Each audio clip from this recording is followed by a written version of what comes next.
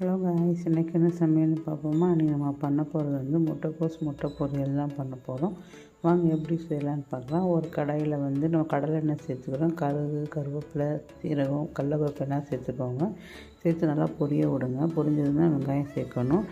கடலெண்ணெய் செய்யும்போது ரொம்ப டேஸ்ட்டாக இருக்கும். ட்ரை பண்ணி பாருங்கள். இப்போ நம்ம வந்து ஒரு வெங்காயத்தை சின்ன சின்னதாக கட் பண்ணி அதையும் 2 காஞ்ச மிளகாய் இதோட சேர்த்துக்கிறோம். சேர்த்துட்டு நல்லா கண்ணாடி பதம் வரைக்கும் வதக்கிக்கோங்க. இப்போ பாருங்கள், நம்ம முட்டைக்கோஸை வந்து நம்ம சின்ன சின்னதாக கட் பண்ணி க்ளீன் பண்ணி வச்சுருக்கோம். அதையும் இப்போ வந்து நம்ம இதோட சேர்த்துக்க போகிறோம். எடுத்து நம்ம தண்ணி இல்லாமல் நம்ம வடித்து இதில் அதையும் போட்டு நல்லா வந்து மிக்ஸ் பண்ணி விடுங்க. மிக்ஸ் பண்ணி எண்ணெயிலே அது வந்து வதங்கணும். அப்போ வதங்கும் போது இன்னும் டேஸ்ட்டாக இருக்கும். இப்போ வந்து நமக்கு தேவையான உப்பு, மிளகாப்பொடி எல்லாம் சேர்த்துக்க போகிறோம். நம்ம வந்து இப்போ வந்து மிளகாத்தூள் 1 ஸ்பூன் சேர்த்துக்கிறோம். மிளகுத்தூள் வந்து 1 ஸ்பூன் சேர்க்குறோம். நம்ம முட்டை யூஸ் பண்ணுறதுனால மிளகுத்தூள் போடுங்க, ரொம்ப டேஸ்ட்டாக இருக்கும்.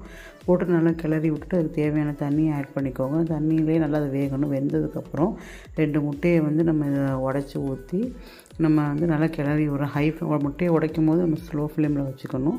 முட்டையை வந்து நம்ம ஊற்றிட்டதுக்கப்புறம் நம்ம ஹை ஃப்ளேமில் வச்சு நல்லா கைவிடாமல் கிளறி விட்டிங்கன்னா சூப்பரான முட்டை பொரியல் ரெடி ஆயிரும். இது வந்து நம்ம சாம்பார், பருப்பு இந்த மாதிரியோட சேர்ந்து சாப்பிடும்போது ரொம்ப சூப்பராக இருக்கும்.